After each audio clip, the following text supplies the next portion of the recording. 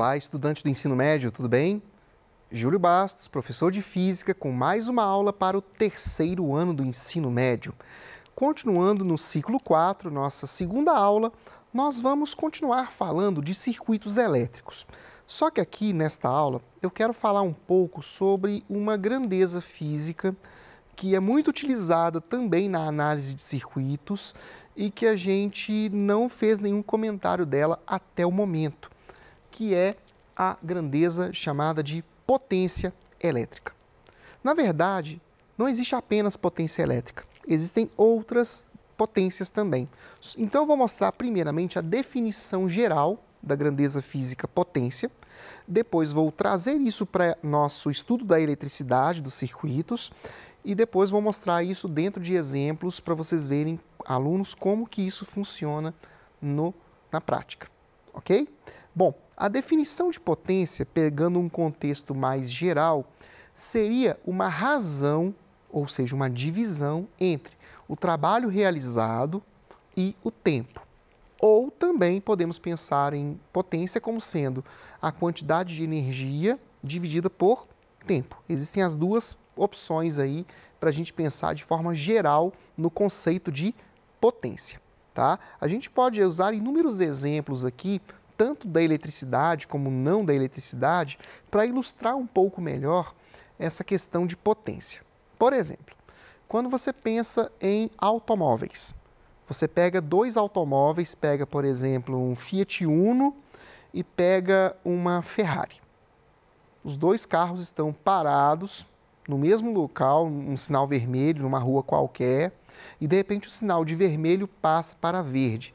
E os dois motoristas, o do Uno e o da Ferrari, pisam fundo nos aceleradores de seus carros. A pergunta aqui é a seguinte: qual desses dois carros vai desenvolver uma maior velocidade dentro de um mesmo intervalo de tempo? É uma pergunta que parece ter uma resposta bastante óbvia, né? Nesse caso, seria o motor da Ferrari. Mas aí, eu faria uma segunda pergunta para vocês. Por que é o motor da Ferrari que vai propiciar que esse carro tenha uma maior velocidade em um curto espaço de tempo?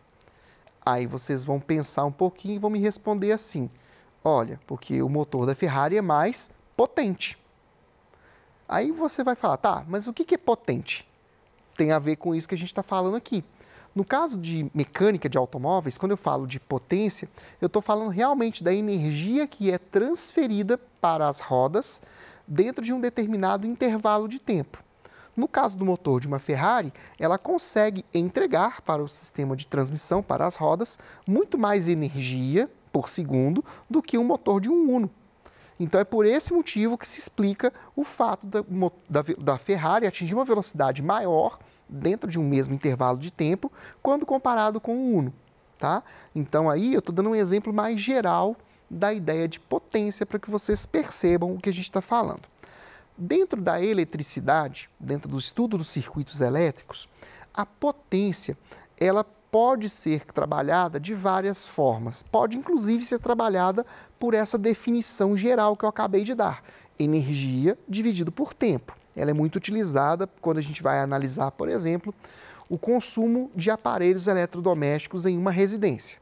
Mas o nosso objetivo neste momento não é esse, tá? A gente até vai falar disso num momento mais oportuno para frente, mas agora o meu objetivo é analisar nos circuitos e usar a grandeza física potência, tá? Então, aqui só coloquei o que a gente está falando num outro slide, tá? Então, olha só. Na eletricidade, calculamos potência usando as grandezas que nós já conhecemos, como tensão, corrente, resistência.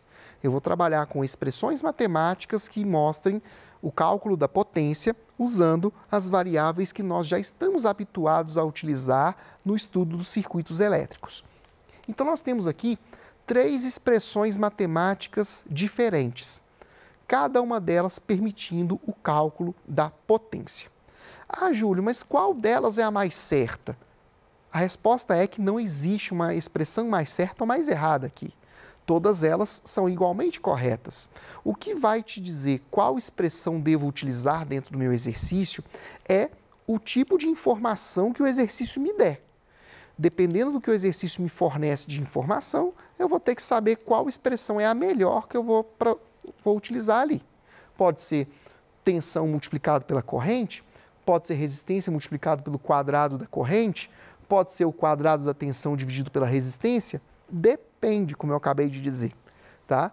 E aí a gente vai ver que tem exercícios onde uma das expressões é mais interessante do que a outra, tá? Mas aí, como eu acabei de dizer, depende essencialmente dos parâmetros dados no meu exercício, ok?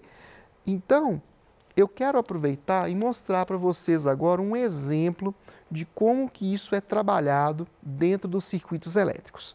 Para isso, eu peguei um exercício que estava no PET 3 de vocês. Então, se vocês estiverem com o PET 3 aí fácil, peguem ele e vamos ver o exercício juntos. Olha só, 4 lâmpadas associadas de acordo com o esquema apresentam as seguintes inscrições nominais. L1, 10 watts e 20 volts. L2, 20 watts e 20 volts. L3, 5 watts e 10 volts. E L4, 10 watts, 10 volts. Antes da gente passar para a próxima parte, onde está a imagem desse circuito, vou falar rapidinho sobre essa questão dos watts que vocês acabaram de ver aqui. Em qualquer situação que envolve potência, a unidade de medida é watt. Alguns falam watt, é a mesma coisa, tá? E quando a gente pensa isso na especificação de um equipamento, no caso de uma lâmpada, significa que eu posso ter, quando eu alimento ela com essa tensão aqui, eu posso ter uma potência máxima de 10 watts, ou seja, vai gerar ali aquela potência. Isso pode ser traduzido também de outras formas, como a intensidade do brilho da lâmpada e etc. Tá? Só que isso também vai servir como um limite para a gente. Por quê? Se eu sei que aqueles valores são os valores nominais, eu sei que se eu ultrapassar eles de alguma forma, ou valores que não estão aqui descritos, que eu vou mostrar daqui a pouco, eu vou causar a queima desta lâmpada. Tá? Então, para que isso aconteça, para que eu tenha essa potência dentro daquela tensão, eu preciso que essa lâmpada esteja submetida a uma certa corrente elétrica. Se eu ultrapasso a corrente elétrica permitida, eu vou queimar a lâmpada. Tá? Então, a gente tem que ficar ligado nesse detalhe, porque o que nós vamos ver aqui no circuito, vamos ter que analisar isso para ver se as lâmpadas vão funcionar, se vão queimar, ou se o brilho vai ficar mais fraco.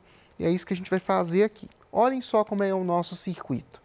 Eu vou desenhá-lo no flipchart, porque eu vou fazer a análise dele depois que eu terminar de ler para vocês a questão. Tá? Então, vou só desenhar rapidinho aqui e aí a gente vai analisando juntos.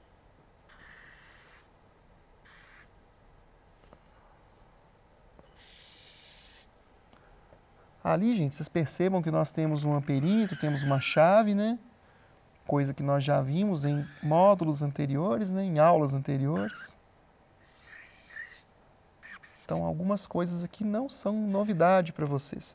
Gente, eu, por causa do espaço aqui do flipchart, barbeiragem minha, tá? Eu vou representar as lâmpadas como se fossem resistências, tá? Mas é apenas para ficar uma representação aqui. Vocês podem pensar como lâmpadas mesmo.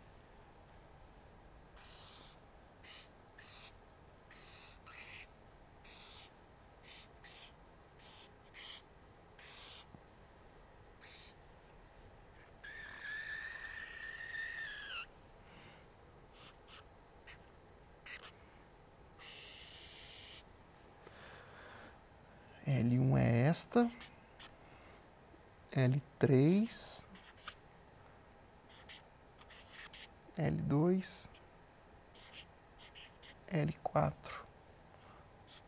chave K, 20 volts. Bom, então nós temos ali o nosso circuito e aqui temos as opções do que vai acontecer quando a gente fechar aquela chave K, ou seja, quando eu ligar o circuito. O que vai acontecer? Será que as lâmpadas vão acender? Será que alguma lâmpada vai queimar? Então a gente vai fazer justamente essa análise a partir de agora.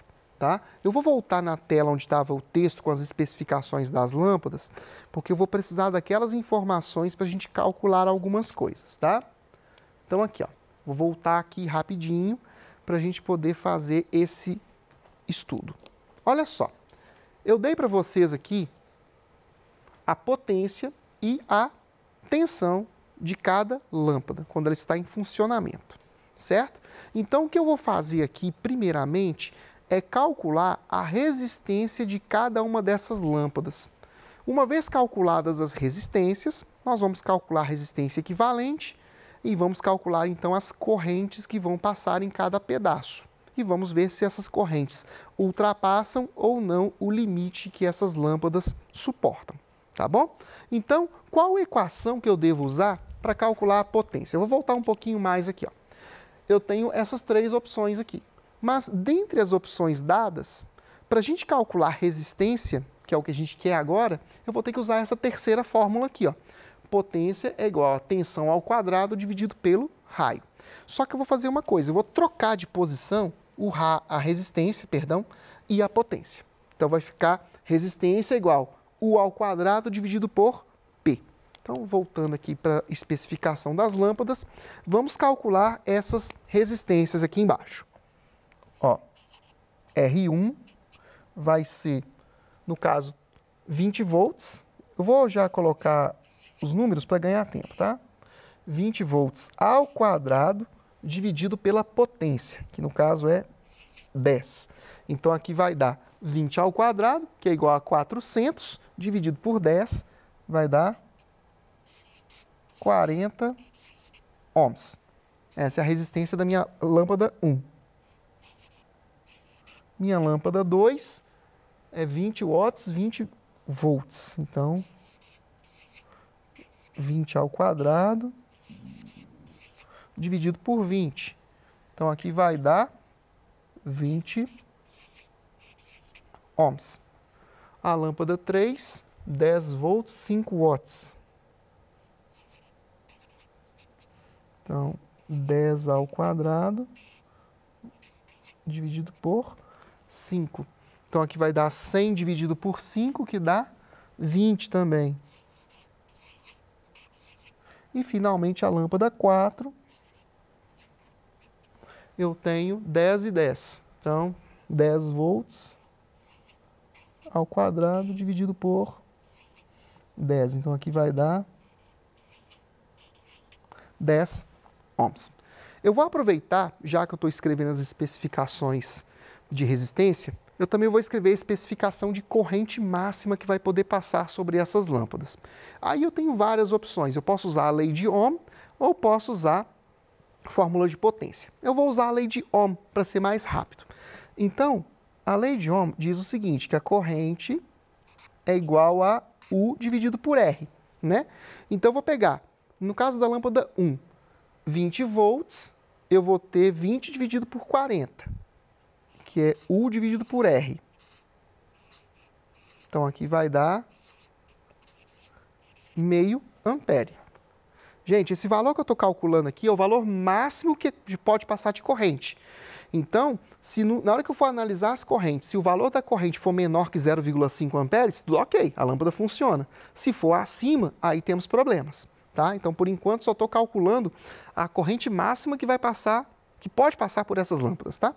Então, aqui, R2. R2 ali, 20 volts com 20 ohms. Então, a minha lâmpada 2, ela pode suportar uma corrente de, no máximo, 1 ampere. A lâmpada 3. Lâmpada 3 é de 10 volts, 20 ohms. Então, 10 dividido por 20. Aqui vai dar meio ampere, de novo. E, finalmente, a última lâmpada, 10 volts, 10 ohms. Então, I4 vai ser 10 dividido por 10, que é igual a 1 ampere. Bom, então nós já vimos aqui que duas dessas lâmpadas podem passar no máximo meio ampere e as outras duas no máximo 1 ampere, tá? Então, agora vamos analisar o que vai acontecer aqui. Eu vou ter que primeiro descobrir quanto é a resistência equivalente do meu circuito, para depois calcular qual é o valor da corrente que vai sair da minha fonte e qual é o valor da corrente que vai passar em cada parte do meu circuito. verificando se esses valores vão ser maiores ou menores do que esses limites aqui, para saber se as lâmpadas vão acender ou se vão se queimar no processo, tá? Então, vamos lá. Eu vou passar aqui, eu vou fazer os cálculos, vou deixar os valores aqui, mas vou fazer os cálculos na próxima folha do flipchart, depois eu volto. Então, o que que nós temos aqui? Nós temos um circuito que é misto. Eu tenho esses dois resistores aqui, ó, essas duas lâmpadas, perdão, L1 e L3, que estão em série, e nós temos essas outras duas lâmpadas aqui, ó, L2 e L4, que também estão em série. Só que esse conjunto está em paralelo com esse outro conjunto. Então, calculando a resistência equivalente ali, vai ficar como? Ó, a minha resistência equivalente nesse caso vai ser a lâmpada 1 em série com a lâmpada 3, mas isso tudo está em paralelo com o outro conjunto, que é lâmpada 2 e lâmpada 4. Vamos relembrar aqui, quais são os valores que eu tenho? Para 1 e para 3, ó, 1 e 3 é de 40 mais 20. 40 mais 20 vai dar 60. 60 em paralelo com 30, que é 20 mais 10, tá? Então, 60 mais... Então, vai dar 60 em paralelo com 30 aqui, na verdade. Então, olha só. Vai ser um 60 vezes 30 sobre 60 mais 30. Fazendo essa conta aqui, vai dar 1.800 sobre 90, que dá 20 ohms. Essa é a minha resistência equivalente do circuito. Conhecendo isso, agora vamos calcular a corrente total. A corrente total vai ser os 20 volts da minha fonte, vou colocar aqui na tela de novo, olha lá, 20 volts, dividido por essa resistência que eu acabei de calcular. Então, 20 dividido por 20, ou seja, 1 ampere. Esse 1 ampere que eu acabei de descobrir aqui, ó, ele corresponde a isso aqui. Deixa eu mostrar para vocês no desenho que a gente está fazendo aqui. Se eu fecho essa chave aqui, ó, vai sair da minha fonte esse 1 ampere, ok? Só que ao chegar aqui, esse 1 ampere vai se dividir. Vai se dividir de que forma, gente? Se divide de forma inversamente proporcional às resistências. Lembra que eu falei para vocês que aqui é quanto? É 60 ohms, né, gente? Aqui são 60 ohms. E aqui são 30 ohms. Então, significa o quê, gente? Que vai ter aqui uma divisão desproporcional das minhas correntes. Não vai dividir 50% para cada lado, não.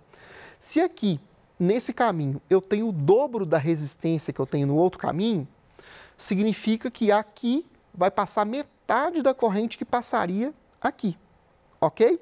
Então, o que eu tenho que pensar? Eu vou escrever aqui, vou chamar de I1 e vou chamar isso aqui de I2. Tem que agilizar aqui, porque o nosso tempo está quase acabando.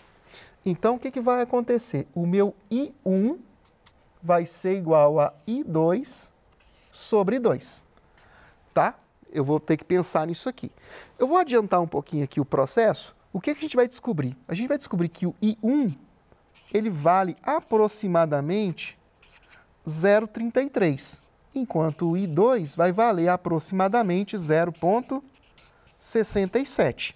Né? Se eu fizer aqui a lei de Kirchhoff, eu vou ver que uma corrente é o dobro da outra. Né? 0,67 ou 0,666666 vai ser o dobro de 0,33. Então aqui, ó, nesse pedaço está passando 0,66 e aqui está passando 0,33. A pergunta é, alguma dessas lâmpadas vai queimar?